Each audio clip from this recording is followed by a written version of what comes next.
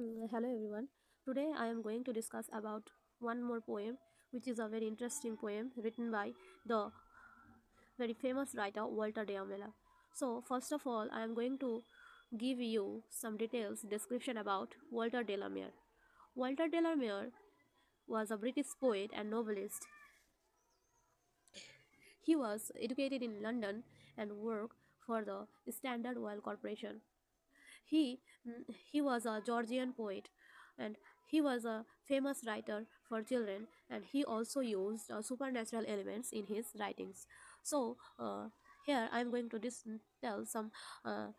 tell you some other works which were written by him. Like his collection like Come Hither 1923 was especially highly praised. Memoirs of a Midgate 1921 was his best known novel, and his collected short stories for children appeared in 1947. Um, Actually, Walter de la Mare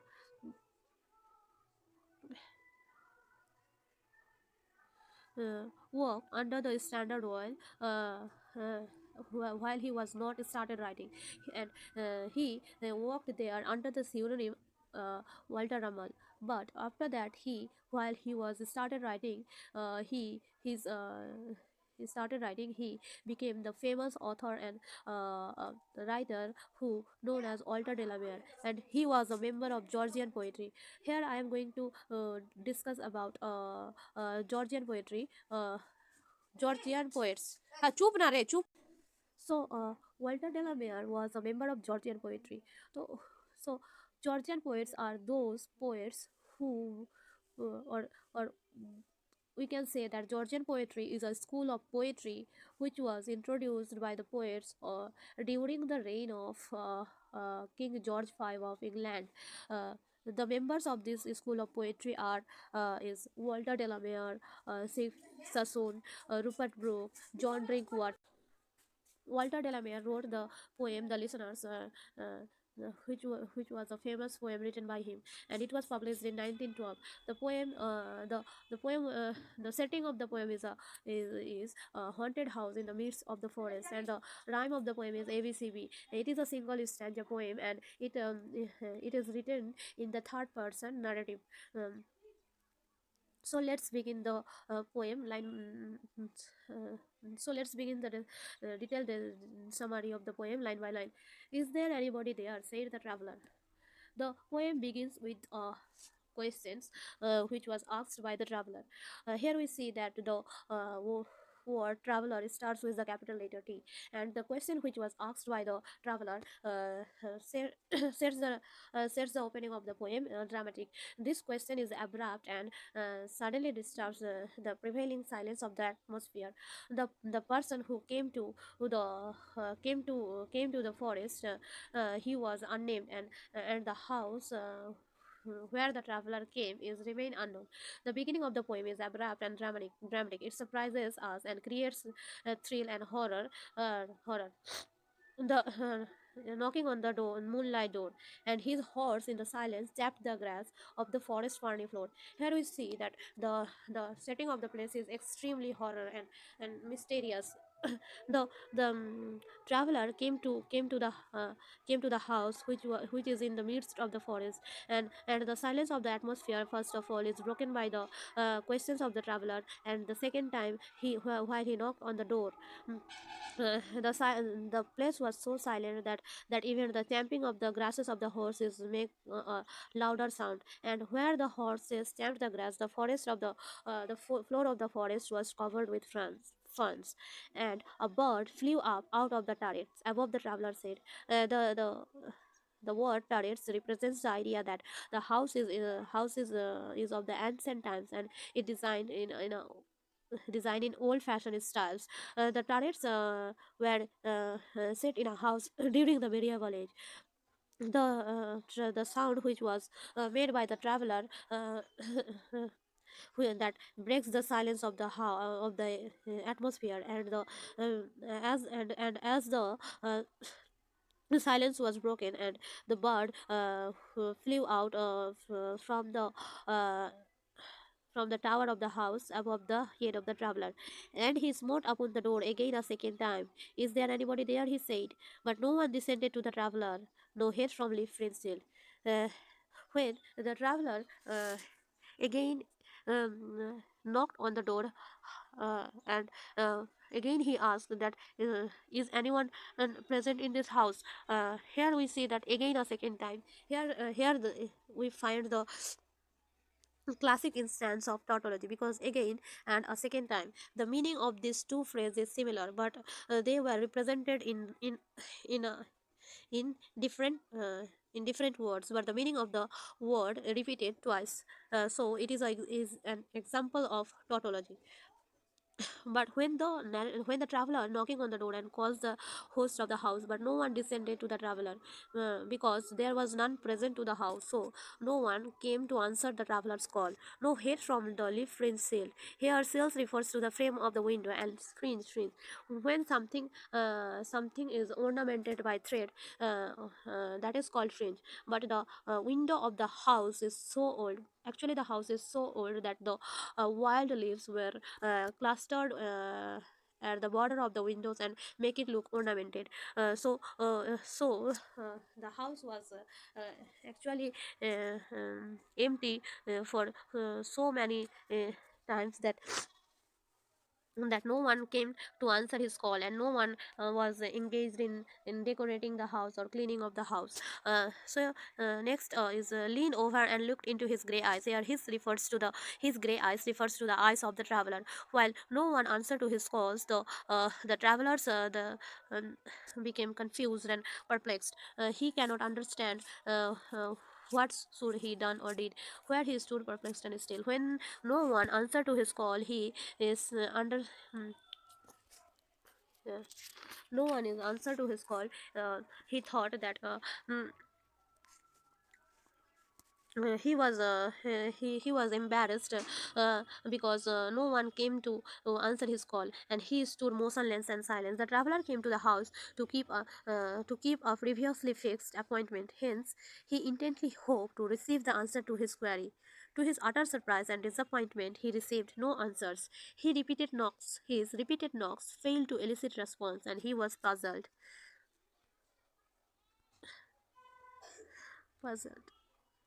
But only a host of phantom listeners that dwelt in the lone house then stood listening in the quiet of the moonlight to that voice from the world of men. Actually, only a phantom listeners, only a spirit or a ghostly appearance was there in that lonely house, uh, which was listening to the call of the traveler. Uh, uh, Listening to the call of the traveler. Here, to that voice from the world of men, to that voice refers to the voice of the traveler, a world of men, because the here traveler is the only person who is remain alive, and the host is represents the world of dead. That's why the poet here give the reference of world of men. Stood thronging the faint moonbeams on the dark stairs that goes down to the empty hall. The ghostly atmosphere was standing on the dark stair where the moonbeams or the rays of the beams gathering, and that stair goes down, went to the a big room, and the door of that room was opened. Harkening in an air, stirred and shaken by the lonely traveler's call. And the ghostly figure listening eagerly the call of the travelers, and the travelers calls is tired or shaken or uh, uh,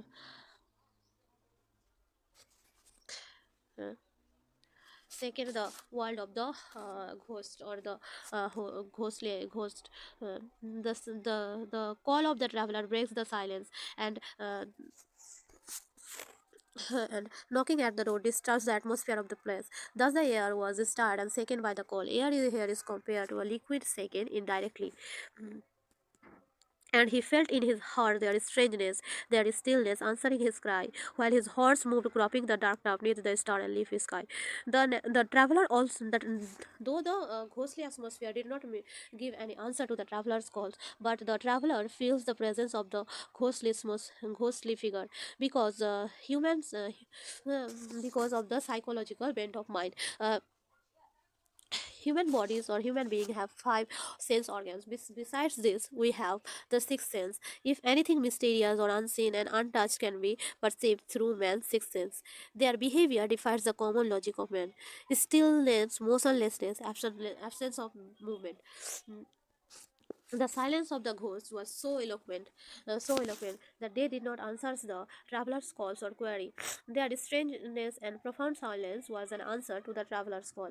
But mm, the the atmosphere was so silent and so mysterious and so horror that there was the only sound which was echoing was the sound of the horse, which was munched some short and thick grass. And here the neath the starred and leafy sky means when we looked at the sky through the leaves, it looks like sky and the sky and the stars come nearer to us. So the traveler was standing on the ground, and there were the leaves of tall trees in the forest, which were over the head of him. It appeared to him that the sky was abounding with leaves, for he suddenly smote the door even louder and lifted his head. And the traveler, vexed by the behavior of the ghostly appearance of the house, he struck hard on the door and lifted his head to watch, is there anybody present in the house? But tell them I came. No one answered. That I kept my word, he said. Nevertheless, this tire made the listeners, though every word he speaks. Uh, Fell echoing through the sad windows of the still house from the one man left awake.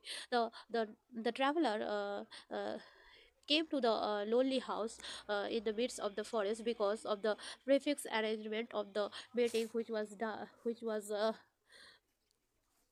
set in the distance past, but no one answered his call. And though the traveler can feel the presence of the listeners, but the listeners did not make little movement of their uh, so the stillness of the house was uh, breaking by the travelers uh, uh, because of his call. And he was the only man, or the traveler was the only man who was left awake in that place. Yeah, they heard his foot upon the stairway. Here the foot refers to the foot of the traveler. When the traveler rests his foot from the saddle of the horse, the listeners also can hear that sound, and the sound of the iron on the stones. The iron-clad hoofs of the horse, while moving, it made sound on the stony ground of the forest. This sounds also heard by the listeners, but they did not answer to the call of the traveler. And how the silence surged softly back years when the plunging hoofs were gone. Actually, when the travelers and his horse went out from the forest, the sound of the iron hook and the on the stones became fainter and fainter, and at last it vanished or disappeared, and the whole place was plunged into profound silence. Uh, and they are speechless, and they were passive. They were passive listeners. They had no power to speak to him. To speak, their speechlessness indicates that they separated them from the living. They could not speak in human voice. This is pathetic. Their silence seems to have a tongue. It is psychic realization. The psychic realization. Here we see that silence are softly vectors. It is an instance of alliteration, classic instance of alliteration. And the sound of the here the sound is compared of the swishing motion of the sea waves is represented.